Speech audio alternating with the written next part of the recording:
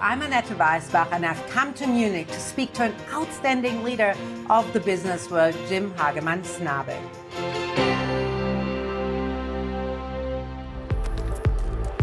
He's currently the chairman of two multinationals, German tech giant Siemens and Danish shipping company Maersk. He's looking to steer both on a path towards sustainability, with technology playing a major part. He's also vice chairman of Allianz and a member of the board of trustees of the World Economic Forum. For many years, Jim Hagemann Snabe was also co-CEO of SAP.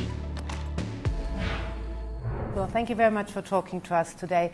Let's first of all look at the corona crisis and what it has done to major trends such as digitalization, because you're such an expert in technology. So what's your opinion?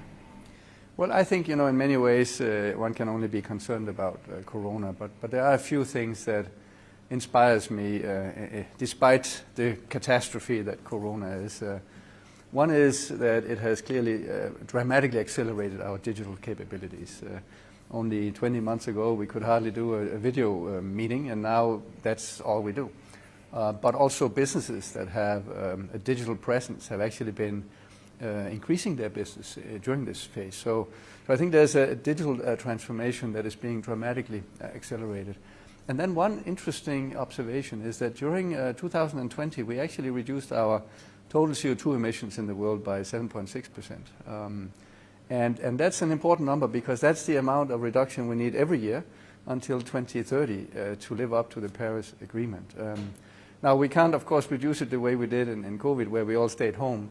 But at least it gave me hope that there is possibilities for us to rethink how we do things. You're also saying that we are at the beginning of a new era in tech. Perhaps you can elaborate on that.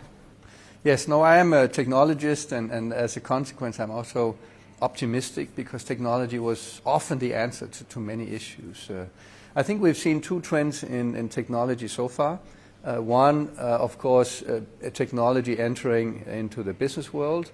You could argue with the mainframes and the technologies that came. I spent most of my career with SAP. The systems were basically helping companies manage the paperwork more efficiently. And then the second trend was about consumers.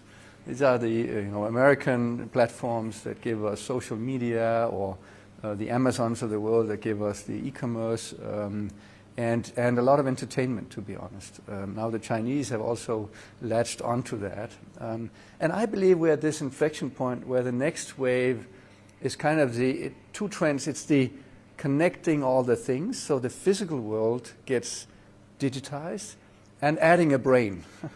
And that's very, very powerful. It's almost like your body. When you have a powerful brain, which is the artificial intelligence dimension, and you connect that to things that can move, you can create much more value than we could by just doing administrative tasks in business or entertainment for consumers. And I think that's the era we now see dramatically accelerating, and one that would create, in my mind, new types of technology companies that are not purely digital. They master the physical world and the digital world at the same time.